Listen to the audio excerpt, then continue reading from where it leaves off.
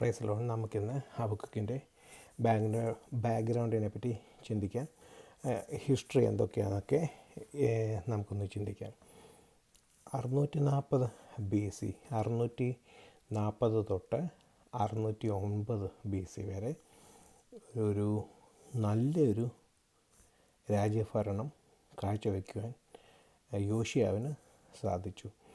യോശിയാവിൻ്റെ grand ഫാദറായിരുന്ന വല്യപ്പച്ചനായിരുന്ന മനശ്ശ, അതായത് യെശയ്യാവിൻ്റെ പ്രവചനം വായിക്കുമ്പോൾ നമുക്ക് വായിക്കാം, ആഹാസ്, യോത്തം അങ്ങനെ പറഞ്ഞിട്ട് വരുന്നുണ്ട്. ഹിസ്കിയാവിൻ്റെ വരെ വരുന്നുണ്ട്. ഹിസ്കിയാവിൻ്റെ ശേഷം വന്നത് മനശ്ശ. ആ മനശ്ശയുടെ സമയത്ത് ആണ് യെശയ്യാവിനെ കൊന്നതെന്ന് നമുക്ക് പിൽക്കാലത്ത് ചരിത്രം പറയുന്നുണ്ട്. അപ്പം മനശ്ശ ഒരു വിക്കറ്റ് രാജാവായിരുന്നു. അതേപോലെ തന്നെ പുള്ളിയുടെ മോനായ ആമോനും വിക്കറ്റ് രാജാവായിരുന്നു. ഇവർ രണ്ടുപേരും മരിച്ചതിന് ശേഷം 8-ാം വയസ്സിൽ ആയിരുന്നു യോശിയാവ് രാജാവായി ഭരണമേറ്റെടുത്തത്. അപ്പം ഇവരുടെ പിതാക്കന്മാർ ചൈൽഡ് സാക്രിഫൈസും ഒക്കെ ചെയ്ത് ദേശത്തെ അശേര പ്രതിഷ്ഠകളും ബാൽവിഗ്രഹങ്ങളും അങ്ങനെയെല്ലാം ഈ അന്യ ദൈവങ്ങളെ ആരാധിച്ച് ഇസ്രായേൽ ജനത്തെ വഷളാക്കി ഈ സമയമായിരുന്നു. അത് കഴിഞ്ഞായിരുന്നു യോശിയാവ് വരുന്നത്. യോശിയാവിനെ 8-ാം വയസ്സിൽ രാജഭരണത്തൊക്കെ ഏറ്റെടുത്തെങ്കിലും അത് കഴിഞ്ഞ് ഒരു 622 BC യിലാണ് യെശയ്യാവിൻ്റെ പള്ളി ഒന്ന് പുതുക്കി പണിയാൻ തീരുമാനിച്ചു. ആ സമയത്ത് പണിതുകൊണ്ടിരുന്നപ്പോഴാണ് ആവർത്തന പുസ്തകത്തിൻ്റെ ഒരു കോപ്പി അവർക്ക് കിട്ടാൻ സാധിച്ചതും.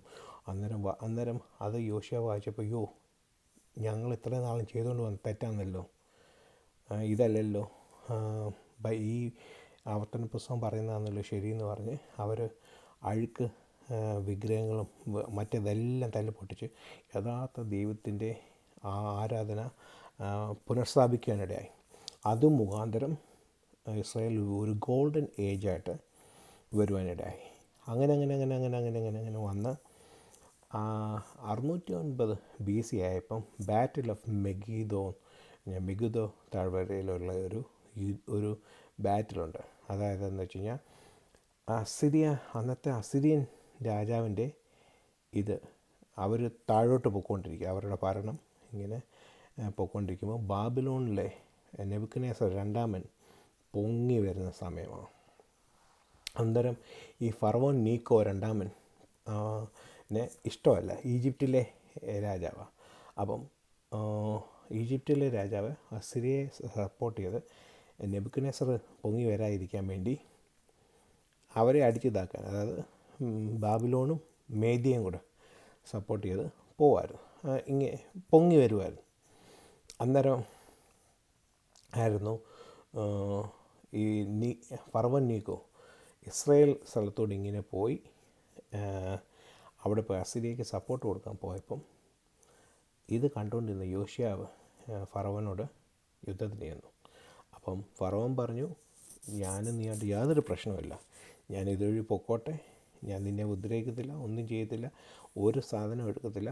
ഈ ഹൈവേ കൂടെ, അന്ന് കിങ്സ് ഹൈവേ, അതുവഴി ഒരു ഷെഫീല താഴ്വരയിൽ കൂടെ ഒരു പാതയുണ്ട്. അപ്പോൾ പാതയിൽ കൂടെ ഞാൻ മാത്രമേ പൊക്കോളൂ, അവരെ സപ്പോർട്ട് ചെയ്യാനും പോകുന്നു.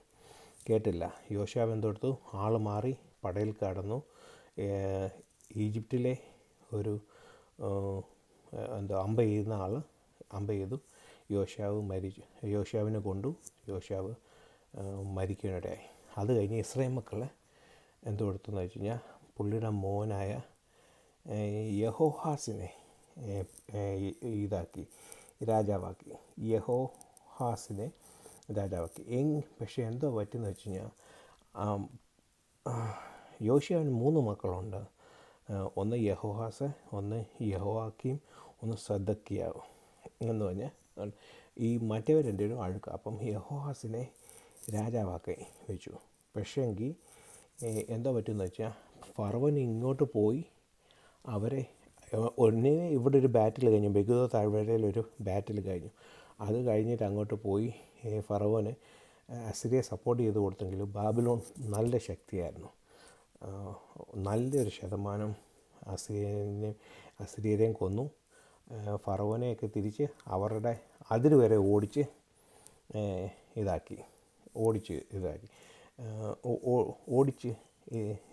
തോൽപ്പിക്കാൻ നോക്കിയെങ്കിലും പക്ഷേങ്കിൽ ആ പ്രാവശ്യം നടന്നില്ല. മനസ്സിലായോ? പക്ഷേ എങ്കിലും അവർ ശക്തിയായിട്ട് പൊരുതി നിന്നു. അത് കഴിഞ്ഞ് അപ്പോൾ ആ 3 മാസത്തോളം അവിടെ യുദ്ധമായിരുന്നു. അതിന് തിരിച്ചു വരുമ്പം ഫറവോൻ എന്തോടുത്തു, ഈ യഹോഹാസിനെ യോശിയാവ് മരിച്ചുപോയി. അപ്പോൾ യോശിയാവിൻ്റെ മകനായ യഹോഹാസിനെ ഇസ്രായേൽ മക്കളെ രാജാവാക്കി. കാരണം ആ കൂട്ടത്തിൽ നല്ലത് യഹോഹാസ ഉള്ളായിരുന്നു. എന്തോടുത്തു, ഫറവൻ വന്ന് യഹോഹാസിനെ പിടിച്ചുകൊണ്ട് പോയിട്ട് ഈ മൂത്ത മകനായ യഹോയാക്കീമിനെ പിടിച്ച് അവിടുത്തെ രാജാവാക്കി. എന്നിട്ട് ഒരു ഫറവൻ്റെ ഒരു പപ്പറ്റ് രാജാവാക്കി വെച്ചിട്ട് പോയി. അത് കഴിഞ്ഞ് ഫറവോ ഇങ്ങനെ കഴിഞ്ഞ് വന്നപ്പം 605 BC ആയപ്പം എന്തോ പറ്റി, 605 BC ആയപ്പം ബാബിലോൺ നല്ല ശക്തിയായി. അപ്പോൾ അവർ ബാറ്റിൽ ഓഫ് കാർക്കമീഷ് എന്ന് പറഞ്ഞ യുദ്ധത്തിന് വന്നു. മനസ്സിലായി? ബാറ്റിൽ ഓഫ് കാർക്കമീഷ് എന്ന് പറഞ്ഞാൽ അസിറിയയിലെ നിലവെ അതെല്ലാം പോയി ഇങ്ങേ വെസ്റ്റേൺ കോർണറായ കാർക്കമീഷിൻ്റെ അവിടെ അവർ കുറച്ചേ ഉള്ളൂ, അസിറിയൻ ഇതേ ഉള്ളൂ. അപ്പം അന്നേരം എന്ത് കൊടുത്തു കഴിഞ്ഞാൽ ഈ ഫറവോൻ പിന്നെയും പോയി ഇവരെ സപ്പോർട്ട് ചെയ്യാൻ വേണ്ടി പോയി. ഈ ടൈം നെബൂഖദ്നേസർ നല്ല ശക്തിയായിരുന്നു. അസിറിയയെ മുഴുവൻ അടിച്ച് ഷേപ്പ് മാറ്റി. അതിൻ്റെ ആ കൂട്ടത്തിൽ ഫറവോനെ എന്ത് കൊടുത്തു, ഈ പ്രാവശ്യം അവർ അതിര് വരെ ഓടിച്ച് അപ്പോൾ അങ്ങനെ അങ്ങോട്ട് പോകുന്ന വഴിക്ക് തിരിച്ചു വരാൻ നേരത്തെ നെബൂഖദ്നേസറിന് ഇത് കിട്ടി. ഈ ഫറവോനാണ് ഇവിടുത്തെ ഇസ്രായേലിൻ്റെ യഹോയാക്കീമിനെ രാജാവാക്കി വെച്ച് ഫറവോനോടാണ് കൂറുന്നത്. അപ്പം എന്ത് കൊടുത്തു, ഇവർ ബാബിലോൺ വന്നിട്ട് ഈ യെരുശലേമിനെ അങ്ങ് വളഞ്ഞിട്ട് എന്ത് കൊടുത്തു, ഇത് മുഴുവൻ കുറേ ആൾക്കാരെ. അപ്പോഴത്തേക്ക് യഹോയാക്കീം പെട്ടെന്ന് കൂറ് മാറി, ഞാൻ ഈജിപ്തിനെ സേവിക്കത്തില്ല, ബാബിലോണെ സേവിച്ചോളാം എന്ന് പറഞ്ഞ് അവർക്ക് കപ്പം കൊടുക്കാൻ ഞാൻ ട്രിബ്യൂട്ട് കൊടുത്തു. അപ്പോൾ അതെന്ത് കൊടുത്തു, നെബൂഖദ്നേസർ കുറച്ച് ആൾക്കാരെ, 1000 ആൾക്കാരെ പിടിച്ചുകൊണ്ട് ഫസ്റ്റ് ഡിപ്പോർട്ടേഷൻ ആൾക്കാരെയും പിടിച്ചുകൊണ്ട് അങ്ങ് പോയി. അപ്പം പിടിച്ചുകൊണ്ട് പോയി. ആ കൂട്ടത്തിലാണ് ഡാനിയേൽ, ശദ്രക്ക്, മേശക്ക്, അബേദ്നെഗോ എല്ലാം ഉണ്ടായിരുന്നത്. മനസ്സിലായി? ആ കൂട്ടത്തിൽ പോയി. അത് കഴിഞ്ഞ് പിന്നെ കുറച്ച് കഴിഞ്ഞപ്പോൾ ഒരു 604 എന്ന 603 ആയപ്പോഴാണ് തോന്നുന്നു പിന്നെയും ബാബിലോൺകാർ വന്ന് ഈജിപ്തിനെ ഡിഫീറ്റ് ചെയ്യാൻ തളർത്താൻ വേണ്ടി യുദ്ധത്തിന് വേണ്ടി പോയി. പക്ഷേങ്കിൽ ആ പ്രാവശ്യം ബാബിലോണിന് നല്ല നഷ്ടങ്ങളുണ്ടായി. അവർ തിരിച്ചു പോയി. അപ്പം അന്നേരം എന്തോ കൊടുത്തു, യഹോയാക്കീമിനോട് പറഞ്ഞു അവിടുത്തെ പ്രവാചകന്മാരെല്ലാം പറഞ്ഞു, നമ്മൾക്ക് ബാബിലോണിന് കപ്പം കൊടുക്കണ്ട, നമ്മൾ ഈജിപ്തിനെ സപ്പോർട്ട് ചെയ്താൽ ഫറവോൻ നമ്മളെ സഹായിക്കും, രക്ഷിക്കും, അങ്ങനെ എങ്ങനെയാണെന്നൊക്കെ പറഞ്ഞ് ഉള്ള കള്ളപ്രവചനമെല്ലാം പറഞ്ഞു. ഓക്കെ, അതും പ്രകാരം അവരുമായിട്ട് ഫൈറ്റ് നെബൂഖദ്നേസറിനോട് കപ്പം കൊടുക്കുന്ന നിർത്തി അവരോട് എതിർക്കാൻ തുടങ്ങി. നെബൂഖദ്നേസർ ഫുൾ ഫോഴ്സ് അങ്ങോട്ട് ഇങ്ങോട്ട് വന്നിട്ട് ഒരു 3 കൊല്ലമാണെന്ന് തോന്നുന്നു സീജ് നടത്തി. 3 കൊല്ലം ചുറ്റും വളഞ്ഞു, യെരുശലേമിനെ വളഞ്ഞിട്ട് ഒരു രക്ഷയില്ല. അപ്പം ഇത് കണ്ട ആൾക്കാർ എന്തോ പറ്റിയെന്ന് കഴിഞ്ഞാൽ പെട്ടെന്ന് വെച്ച് കഴിഞ്ഞാൽ ഈ അവിടുത്തെ ഇസ്രായേലിലുള്ള നോബിൾ മാനായിട്ടുള്ള ആൾക്കാർ ഈ യഹോയാക്കീമിനെ കൊന്നിട്ട് മതിൽ കൂടെ എടുത്ത് വെളിയിലോട്ട് എറിഞ്ഞു. എറിഞ്ഞു കൊടുത്തു. എറിഞ്ഞു കൊടുത്തിട്ട് പറഞ്ഞു, ഇവൻ ഞങ്ങളുടെ രാജാവല്ല, വെറുതെ ഞങ്ങളെ ഉപദ്രവിക്കില്ലെന്ന് പറയും. എന്നിട്ട് ഈ യെഹോയാക്കീമിൻ്റെ മോനായ യഹോയാക്കീൻ, പേര് ചില യഹോയാക്കീൻ, കീമല്ല, യഹോയാക്കീൻ അല്ലെങ്കിൽ ജെക്കന്യ എന്ന് പറഞ്ഞ ആളുടെ മോനെ രാജാവാക്കി വെച്ചു. പക്ഷെ ആ മോനും അധികം കൊല്ലം താമസിക്കാൻ പറ്റിയില്ല. കാരണം എന്താ വെച്ച് കഴിഞ്ഞാൽ ഇവർ നെബൂഖദ്നേസർ വന്നിട്ട് പിന്നെയും ആൾക്കാരെ എന്നാൽ ഇതൊന്നും നടന്നില്ല, യുദ്ധമൊന്നും നടന്നില്ല, പ്രശ്നങ്ങളൊന്നും നടന്നില്ല. എന്തോ എടുത്തതെന്ന് വെച്ച് കഴിഞ്ഞാൽ 10,000 പേരെ പിടിച്ചുകൊണ്ട് അങ്ങ് പോയി. മനസ്സിലായി? യഹോയാക്കീൻ പറഞ്ഞു, ഈ യഹോയാക്കീമിൻ്റെ മകൻ ജെക്കന്യാവ് പറഞ്ഞു, ഞാൻ സേവിച്ചോളാം എന്നൊക്കെ പറഞ്ഞ് ഇരുന്നെങ്കിലും പക്ഷേങ്കിൽ ഇവർ നെബൂഖദ്നേസർ വന്ന് അതെല്ലാം കൊണ്ടുപോവുകയും ആ സമയത്തായിരുന്നു യെരുശലേം ദേവാലയത്തിലെ മുഴുവൻ സാധനങ്ങളും, കപ്പുകളും സ്വർണ്ണങ്ങളും എല്ലാം അവർ മോഷ്ടിച്ചുകൊണ്ട് പോയി. ആ കൂട്ടത്തിലാണ് എസെക്കിയേൽ ഉണ്ടായിരുന്നത്. അവരെ കൊണ്ടുപോയി കേബാർ നദീതീരത്തുള്ള അഭയാർത്ഥി കേന്ദ്രത്തിൽ താമസിച്ചു. ആ സമയത്താണ് എസെക്കിയേൽ വിഷയം കാണുന്നതും നമ്മൾ സംഗീത അല്ലരി വിഷയത്തിൻ്റെ മേൽ ഞങ്ങളുടെ ഇത് കിന്നരങ്ങളെ തൂക്കിയിട്ട് ഞങ്ങൾക്ക് അന്യദേശത്ത് ഞങ്ങൾക്ക് പാട്ട് പാടാൻ പറ്റുന്നില്ല എന്നൊക്കെ ഇതെല്ലാം വന്നിരിക്കുന്നത് അവർ കേബാർ നദീതീരത്ത് ആയിരുന്നു. അപ്പം അതാണ് ഇത് രണ്ടാമത്തെ ഡിപ്പോർട്ടേഷൻ. അത് 597 BC നടന്നു. അത് കഴിഞ്ഞിട്ട് അത് കഴിഞ്ഞ് നെബൂഖദ്നേസർ അവിടെ വേറെ ഒരു രാജാവിനെ ആക്കി വെച്ചു.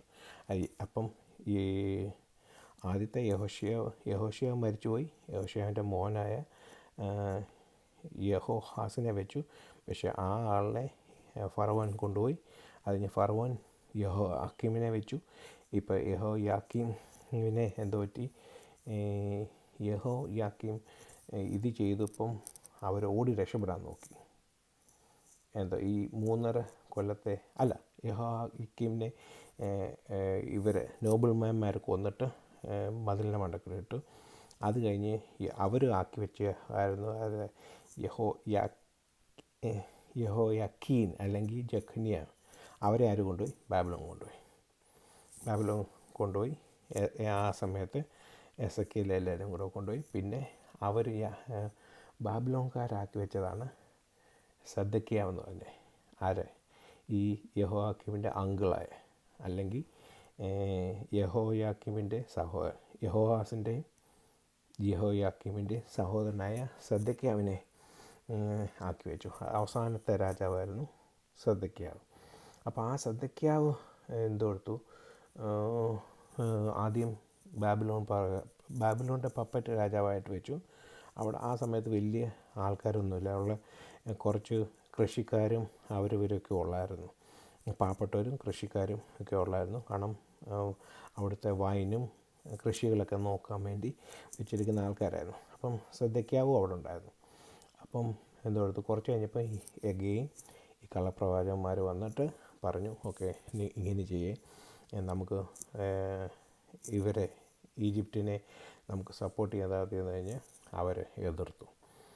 ഈ പ്രാവശ്യം ഇവർ വന്നിട്ട് ശരിക്കും അങ്ങ് വളഞ്ഞ് 18 മാസം വളഞ്ഞു.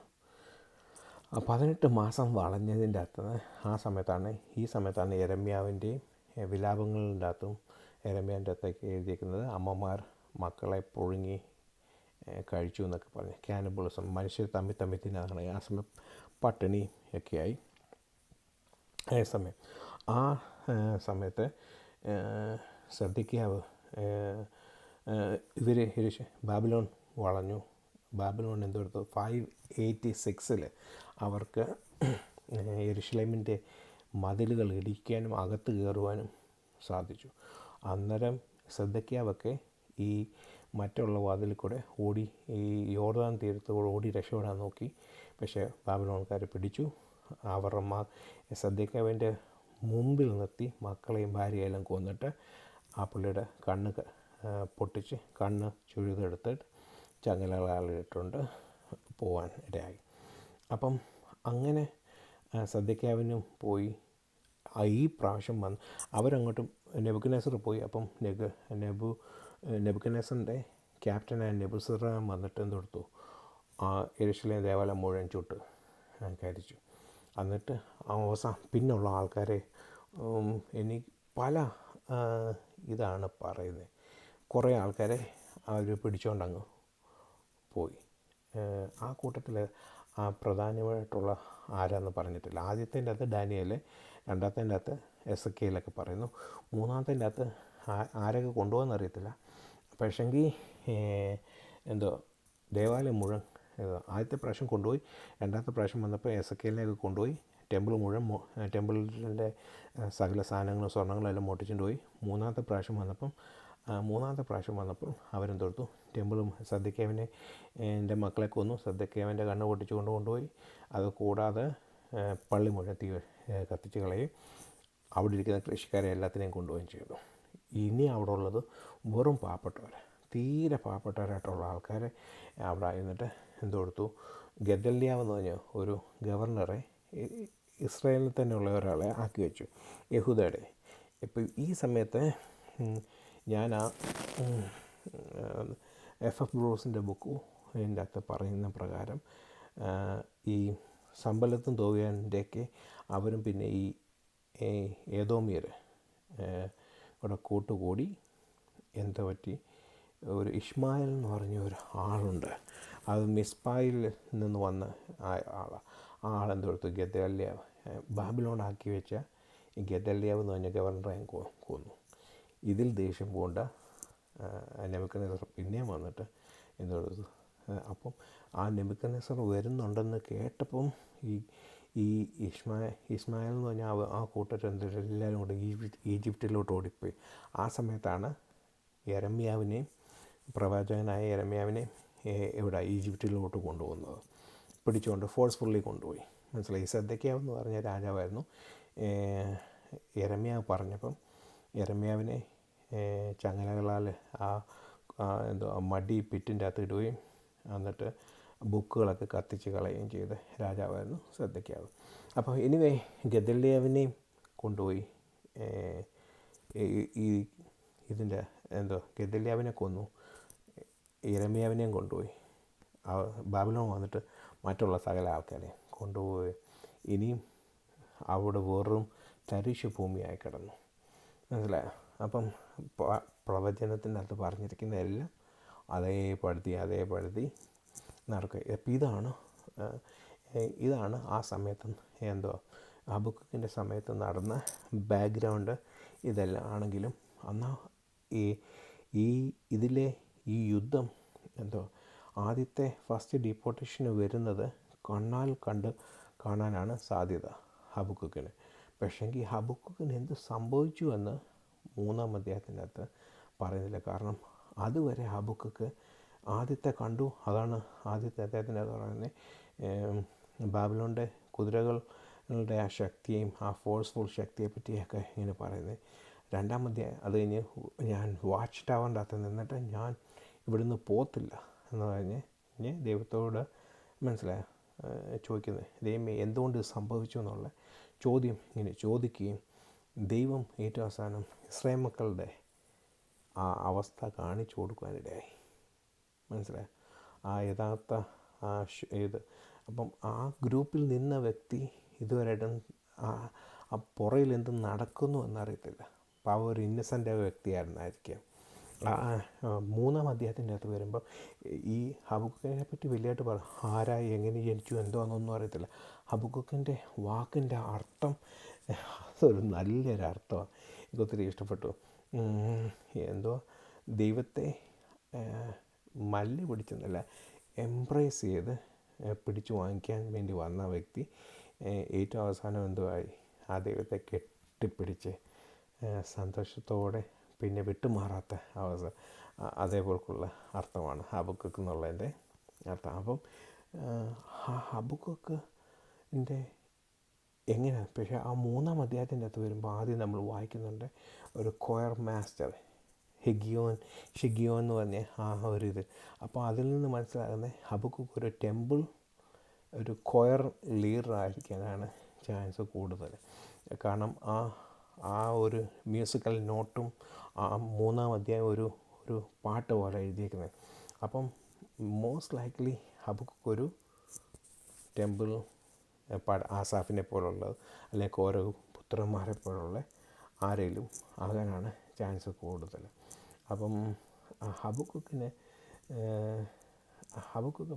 അപ്പം ദൈവത്തോട് എന്തോ ക്വസ്റ്റ്യൻ ചെയ്ത് ഇതെന്തോന്ന് അറിയത്തുള്ളൂ. അപ്പം ദൈവം എന്തോ കൊടുത്തു, പുള്ളി ഹബക്കുക്കിന് പാട്ടൊക്കെ ഇങ്ങനെ പാടി എന്തോ നമ്മുടെ ജനത്തിൽ എന്തോ നടക്കുന്നതെന്ന് അറിയത്തില്ല, മനസ്സിലായി. ചിലപ്പോൾ നമ്മുടെ ഫ്രണ്ടിൽ നിൽക്കുന്ന ആൾക്കാരെ നമ്മൾ ആ വിശ്വസ്തയോട് പറയും, പക്ഷെ നമ്മൾ തിരിഞ്ഞ് അതിൻ്റെ അകത്തെ പൊളിറ്റിക്സൊക്കെ കാണുമ്പോഴായിരിക്കും അയ്യോ ഇത്രയും അഴുക്കാണോ ഒക്കെ തിരിച്ചറിയും. അതേപോലെക്കുള്ള ദൈവം തൊട്ടു ആ ശൂന്യത എല്ലാം ഇസ്രായേൽ മക്കളുടെ ശൂന്യത ഹബക്കുക്കിന് കാണിച്ചു കൊടുത്തു. ഇത് കൊടുത്തപ്പോൾ ഹബക്കുക്കിന് പിന്നെ അതൊന്നുമല്ല ഹബക്കുക്കിൻ്റെ പ്രശ്നം. പിന്നെ ഹബക്കുക്കിന് ദൈവത്തിൻ്റെ ആ ഹോളിനെസ്സിനെ കാണാൻ സാധിച്ചു. ആ ഹോളിനെസ് കണ്ട ഹബക്കുക്ക് പിന്നെന്തോ എടുത്തു എന്ന് പറയാം, ആ ദൈവത്തെ കെട്ടിപ്പിടിച്ച് പിന്നെ അത് മാത്രമേ അതിൻ്റെ അകത്തുനിന്ന് കാണുന്നുള്ളൂ. അപ്പോൾ ഹബക്കുക്കിന് എന്ത് സംഭവിച്ചു എന്ന് ഒന്നും അറിയത്തില്ല. ചിലപ്പം ഡിപ്പോർട്ടേഷൻ പിടിച്ചുകൊണ്ട് പോയി കാണാമായിരിക്കാം, അല്ലെങ്കിൽ യെരമ്യാവ് പോലെ 4-ാമത്തെ ഡിപ്പോർട്ടേഷൻ്റെ സമയത്തും യെരമ്യാവൊക്കെ അവിടെ ഉണ്ടായിരുന്നു. അത് കഴിഞ്ഞ് ഫോഴ്സ്ഫുള്ളിയാണ് കൊണ്ടുപോയത്. ചിലപ്പം അവിടെ കാണുമായിരിക്കും, അല്ലെങ്കിൽ അപ്പുറത്തെ ഏതെങ്കിലും സ്ഥലത്ത് പോയായിരിക്കും, ചിലപ്പോൾ ആ സമയത്തേക്ക് മരിച്ചു പോയി കാണുമായിരിക്കാം. എന്തോ സംഭവിച്ചു എന്ന് അറിയത്തില്ല. പക്ഷെങ്കിൽ ആ ഹബക്കുക്ക് നേരിട്ട് ഈ ബാബിലോണിൻ്റെ ആൾക്കാർ വരുന്നത് കാണാൻ നല്ല ചാൻസ് ഉണ്ടെന്ന് 1-ാം അധ്യായത്തിൽ നിന്ന് നമുക്ക് മനസ്സിലാക്കുവാൻ സാധിക്കുന്നുണ്ട്.